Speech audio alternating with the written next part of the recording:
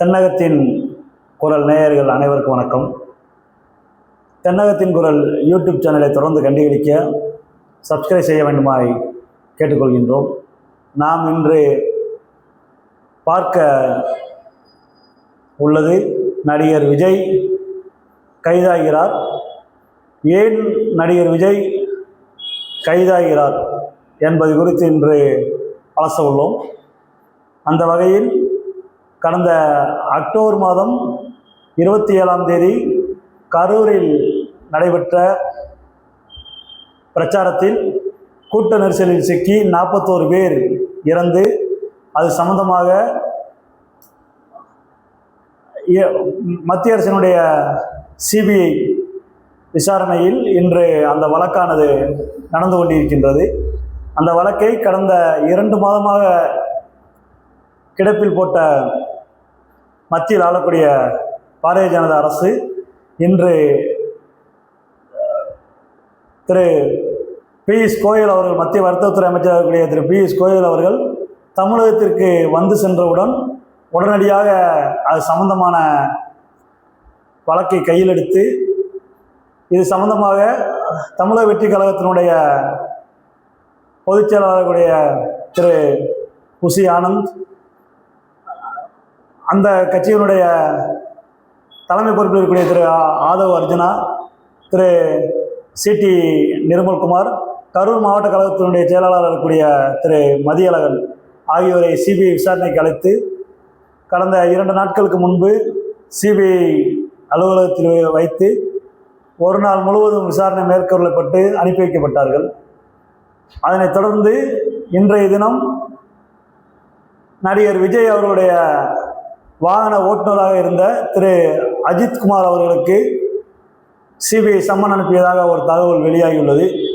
அவ்வாறு சிபிஐ அனுப்பியுள்ள சம்மனில் அன்று நடந்த விஷயங்கள் குறித்து கேள்வி எழுப்பதாக தெரிகிறது. உங்களுக்கு கரூரில் பிரச்சாரத்திற்கு கொடுக்கப்பட்ட மணி எத்தனை மணி, நீங்கள் எத்தனை மணிக்கு சென்றீர்கள், அங்கு பிரச்சார வாகனத்தில் யார் யார் உள்ளே இருந்தீர்கள் மற்றும் இந்த பிரச்சாரம் சம்பந்தமாக காவல்துறை ஆலோசனை உங்களுக்கு ஏற்கனவே வழங்கியதா, இந்த சம்பவம் நடைபெற்ற பொழுது நடிகர் விஜய் அவர்கள் பேசிக்கொண்டிருக்கும் பொழுது அங்கு சென்ற ஆம்புலன்ஸிற்கு வழிவிடப்பட்டதா, அவ்வாறு வாகனத்தில் வழிவிடப்பட்ட ஆம்புலன்ஸ் வாகனத்தில் யார் யார் இருந்தார்கள், எத்தனை மணிக்கு அங்கிருந்து நீங்கள் கிளம்பினீர்கள் என்று எண்ணற்ற கேள்விகளை எழுப்பி நடிகர் விஜய் அவர்களுடைய வாகன ஓட்டுநர் திரு அஜித்குமார் அவர்களுக்கு சம்மன் அனுப்பப்பட்டு அவர் விசாரணைக்கு ஆஜராக உள்ளார்.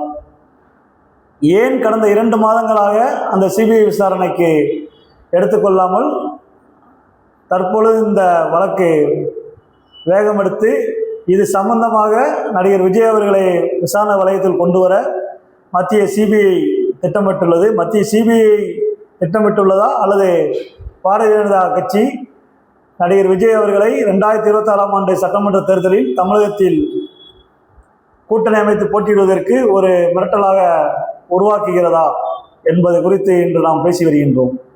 நடிகர் விஜய் அவர்களை தேசிய ஜனநாயக கூட்டணியில் உள்ளே கொண்டு வருவதற்கு பலகட்ட பேச்சுவார்த்தைகளை ஏற்பாடு செய்தார்கள்.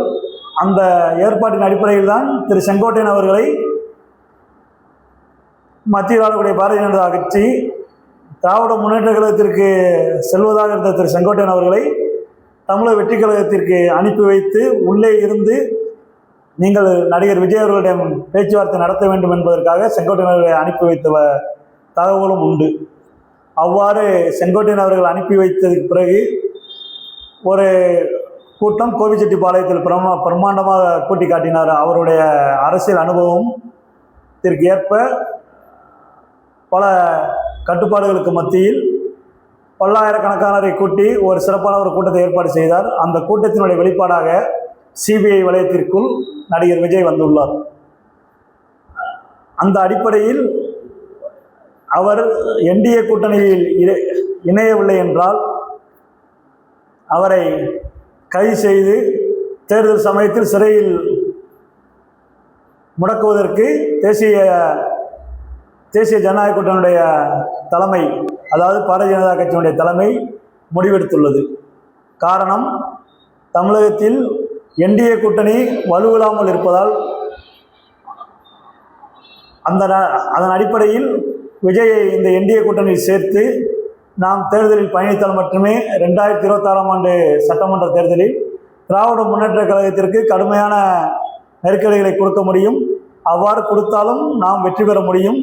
அவ்வாறு வெற்றி பெற்றால் அனைத்து இந்திய அண்ணா திராவிட முன்னேற்ற கழகத்திலிருந்து ஒருவர், திரு எடப்பாடி பழனிசாமி அவர்கள் அல்ல, அனைத்து இந்திய அண்ணா திராவிட முன்னேற்ற கழகத்திலிருந்து ஒருவர்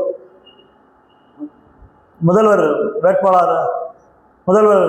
வேட்பாளராக அறிவிக்கப்பட்டு அதன் அடிப்படையில் துணை முதல்வராக நடிகர் விஜய் அவர்களும், என்டிஏ கூட்டணியில் தேசிய ஜனநாயக கூட்டணியில் இருக்கக்கூடிய பாரதிய ஜனதா கட்சியின் சார்பில் துணை முதல்வராக திரு அண்ணாமலை அவர்களோ அல்லது நாகேந்திரன் அவர்களோ உருவாக்கி மகாராஷ்டிராவில் எவ்வாறு ஆட்சி நடத்தி கொண்டிருக்கிறார்களோ அதன் அடிப்படையில் மிரட்டல் விடுக்கக்கூடிய வகையில் இன்று பாரதிய ஜனதா கட்சி செயல்படுவதாக தகவல் கசிந்துள்ளது. அந்த அடிப்படையில் தான் தேசிய ஜனநாயக கூட்டணியில் அனைத்து இந்திய அண்ணா திராவிட முன்னேற்ற கழகம் 320 தொகுதிகளிலும், விஜயினுடைய தமிழக வெற்றி கழகம் 55 தொகுதிகளிலும், பாரதிய ஜனதா கட்சி 25 தொகுதிகளிலும், அன்புமணி ராமதாஸ் தலைமையிலான பாமக 15 தொகுதிகளிலும்,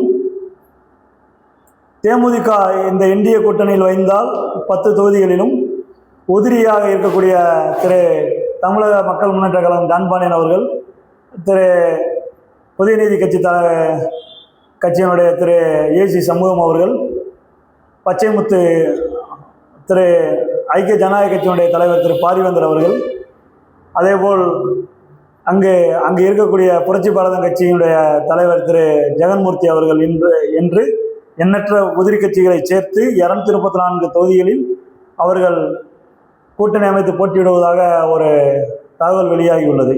இந்த அடிப்படையில் தான் நடிகர் விஜய் அவர்களுடைய ஓட்டுநருக்கு சம்மன் அனுப்பப்பட்டுள்ளதாக தகவல் கசிந்துள்ளது. இந்த 2026ஆம் ஆண்டு சட்டமன்ற தேர்தலில் அவர்கள் தமிழகத்திலே ஆட்சியை பிடிப்பதற்கு எந்த எல்லைக்கும் செல்லக்கூடிய வலிமை பாரதிய ஜனதா கட்சியிடம் உண்டு.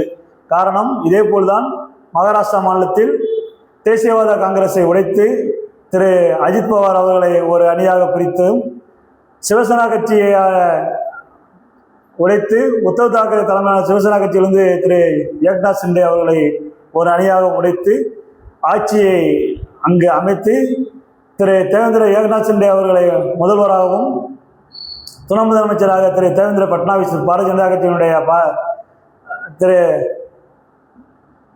தேவேந்திர பட்னாவிஸ் அவர்களையும், சிவசேனாவிலிருந்து திரு தேசியவாத காங்கிரஸிலிருந்து திரு அஜித் பவார் அவர்களையும் உருவாக்கி அங்கு ஆட்சியை பிடித்து மீண்டும் அங்கு அடுத்து நடைபெற்ற சட்டமன்ற தேர்தலில் பாரதிய ஜனதா தலைமையில் கூட்டணி அமைத்து போட்டியிட்டு பெரும்பான்மையான இடங்களில் பாரதிய ஜனதா கட்சி வெற்றி பெற்று இன்று அங்கு தேவேந்திர பட்னாவிஸ் அவர்கள் மீண்டும் முதல்வராக பதவி வகிக்கக்கூடிய ஒரு சம்பவம் மகாராஷ்டிராவில் நடைபெற்றுள்ளது. அங்கு அஜித் பவார் அவர்களை முதல் நாள் இரவு வரை அவர்கள் வீட்டில் அமலாக்கத்துறையை வைத்து மிரட்டி அடிபணியை வைத்து அதன் அடிப்படையில் தான் மகாராஷ்டிராவில் ஆட்சியை பிடித்த வரலாறு பாரதிய ஜனதா கட்சிக்கு உண்டு. அதே வரலாறை தமிழகத்தில் உருவாக்குவதற்கு நடிகர் விஜய் அவர்களை பயன்படுத்தக்கூடியதாக தற்போது தகவல் உள்ளது.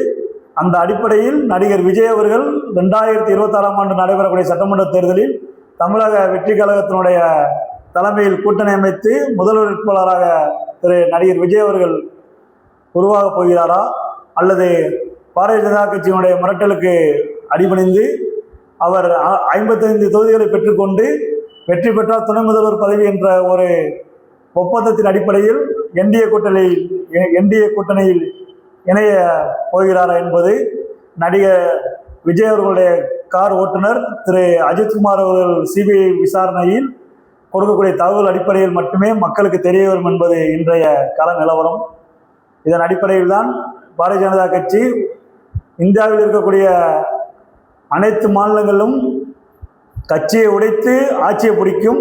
அப்படி இல்லை என்றால் மிரட்டி அதன் அடிப்படையில் ஆட்சியை உருவாக்கக்கூடிய முழு முதல் பொறுப்பு பாரதிய ஜனதா கட்சியிடம் மட்டுமே உள்ளது.